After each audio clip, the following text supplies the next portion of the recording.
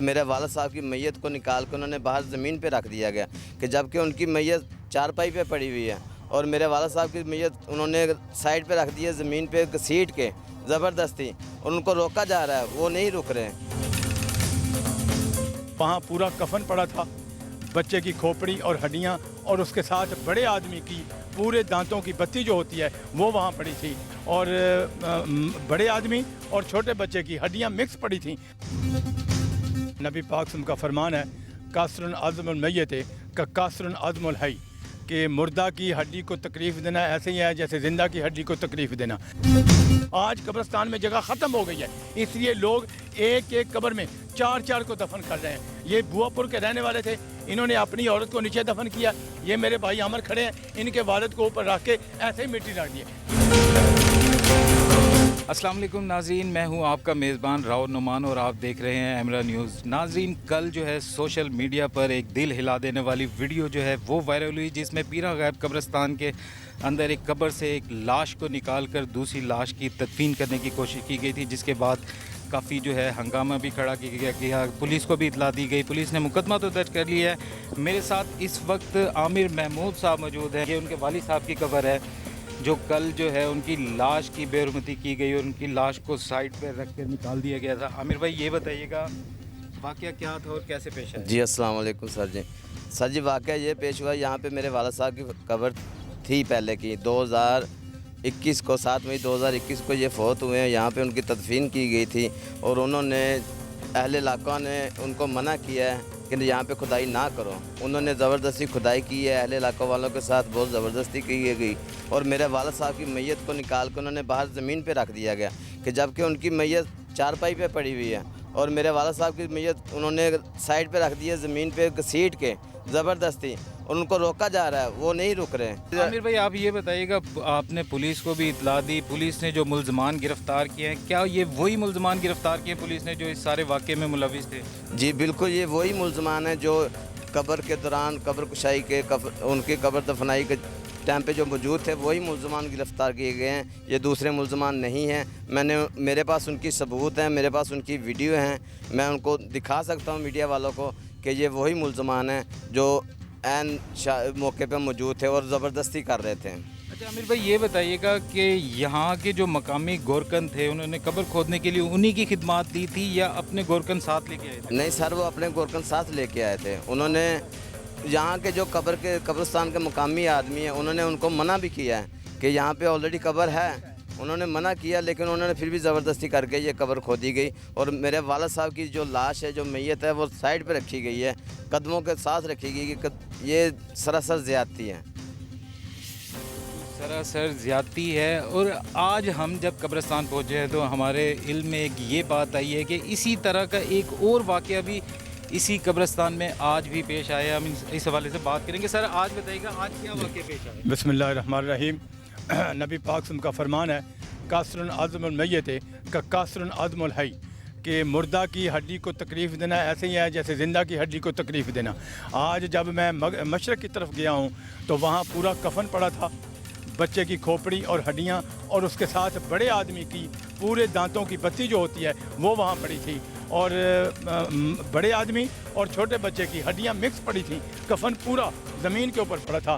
کسی نے اس طرح کیا کہ اپنی میت کو دفنایا اور جو وہ پہلے والا تھا اس کو سائڈ پہ کر دیا۔ آج قبرستان میں جگہ ختم ہو گئی ہے، اس لیے لوگ ایک ایک قبر میں چار چار کو دفن کر رہے ہیں۔ یہ بوا پور کے رہنے والے تھے، انہوں نے اپنی عورت کو نیچے دفن کیا، یہ میرے بھائی عامر کھڑے ہیں، ان کے والد کو اوپر رکھ کے ایسے ہی مٹی ڈال دی۔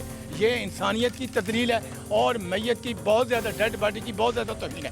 اگر آج ہم نے اس کو نہ روکا تو کل کو ہم نے بھی قبر میں آنا ہے، تو کل کو ہمارا بھی یہی حال ہوگا۔ جی بالکل، قبروں کی جو بے حرمتی کا جو سلسلہ جاری ہے، اس سلسلے کو فوری طور پہ رکنا چاہیے۔ یہاں پر موجود جو لوگ ہیں ان کا یہی کہنا ہے کہ اس قبرستان سے ملکہ جو میرا کیمرہ مین آپ کو دکھا سکتا ہے، یہاں پر جو جگہ ہے، یہاں پر مقامی لوگوں کو جو قبضہ کیا ہوا ہے، یہ قبرستان کی اراضی ہے۔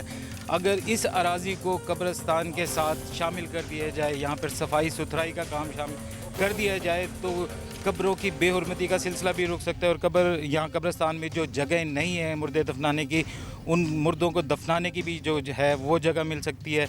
अब हम चलेंगे यहाँ सर थाना सीतलमाड़ी में, वहाँ पर SHO थाना सीतलमाड़ी से हम बात करेंगे इस सारे वकूआ के हवाले से उन्होंने अब तक क्या कार्रवाई की है। आइए चलिए मेरे साथ। मैं इस वक्त मौजूद हूँ थाना सीतलमाड़ी में, जहाँ पर SHO मोहम्मद अमीन झंडीर साहब हमारे साथ मौजूद हैं। सर ये बताइएगा, कल जो सीतलमाड़ी के कब्रिस्तान में एक वाक़या पेश आया है, उसमें क्या पेशरफ्त हुई है? FIR हो चुकी है और मुल्ज़मान जो है इनमें कोई अरेस्ट है?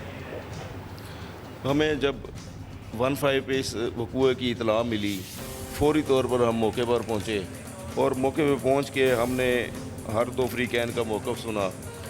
इल्ज़ाम अलैह फ़रीक बताते थे कि हमारी फूफी जो फ़ौत हुई हैं उनकी तबीयत ख़राब थी, हालत ख़राब थी, क्योंकि वो बीमार थी। हमारे पास इतना टाइम नहीं था। जब कब्र खोदी तो नीचे एक लाश दफन थी, हमने उसको बाहर निकाला, उनकी भी जगह सेट करके अपनी भी लाश वहाँ पे दफनाई और उनको भी वापस दफना दिया। लेकिन उनका ये फ़ेल गलत था। अगर नीचे कोई लाश पहले से दफन थी, कोई मुर्दा पहले से दफन था, तो उन्हें नई कब्र तैयार कर लेनी चाहिए थी। उन्होंने बाहर निकाल के उसको रखा, उसकी बेहुरमती की। हमने फौरी तौर पे एक्शन करते हुए FIR दर्ज की। FIR दर्ज करके अब इस मुकदमे में 2 मुल्ज़मान नामज़द FIR गिरफ़्तार हो चुके हैं। इंशाअल्लाह आइंदा बकिया मुल्ज़मान की गिरफ़्तारी भी जल्द अमल में लाई जाएगी। अच्छा सर, इनकी आपस में कोई रिश्तेदारी थी और दूसरा ये कि इनका कोई पुरानी रंजिश तो नहीं चली आ रही किस तरह के इंतकामी कार्रवाई का निशाना बनाया गया हो? किसी को मुर्दे को जो 2 साल पहले फ़ौत हो चुके हैं उसको कब्र से निकालना, उसकी बेहुरमती करना, इस तरह के कोई वाक़या तो इनका पस मंज़र में तो नहीं? ना तो इनकी आपस में कोई दुश्मनी है, ना रिश्तेदारी है, ना ये एक दूसरे को पहले से जानते हैं। बस उनकी जो फोतीदगी हुई है इल्ज़ाम अलैह फ़रीक की, उन्होंने आके कब्रिस्तान में, आपको पता है हमारे कब्रिस्तान फुल होते हैं, अक्सर कब्रों को खोदते हैं तो नीचे से हड्डियाँ भी बरामद हो रही होती हैं, लाशें भी पहले दफन होती हैं। एक एक कब्र से जो क़यामत के दिन हमने ये सुना है 70 या 72 मुर्दे उठने हैं, तो ऐसे मामलात हैं। उन्होंने कब्र खोदी, नीचे पहले से ऑलरेडी जगह कब्र के लिए खोदी, ऑलरेडी पहले से कोई दफन था, क्योंकि अब कब्रों के निशान मिट चुके होते हैं। 2 साल या 2.5 साल बाद अक्सर हमारी कब्रों के तकरीबन निशान भी मिट चुके होते हैं। जो कब्र खोद रहे थे वो प्रोफेशनली गोरकन थे या इन्हीं के अपने लोग थे जिनकी तदफीन के लिए मैयत लाई गई? ज़ाहिर प्रोफेशन ही गोरकन ही कब्र खोदते हैं। गोरकन वहाँ से फ़रार हो गए तो ये लोग भी तो मौजूद ही थे वहाँ पे। इन लोगों को उनको मना कर देना चाहिए था। गोरकन को भी ऐसा काम नहीं करना चाहिए था। जो जो इस वाक़े में मुलविस है, हम इंशाल्लाह सबको अदालत के कटहरे में ला खड़ा करेंगे इंशाल्लाह। नाज़रीन, इंसानी लाश की बेहुरमती और कब्र की बेहुरमती के हवाले से आज हमने अपने आप को प्रोग्राम में दिखाया और अब हम आपसे मिलेंगे अपने अगले प्रोग्राम में। तब तक के लिए अपने मेज़बान राव नुमान और कैमरामैन इमरान मुगल को दीजिए इजाज़त। अल्लाह हाफिज़।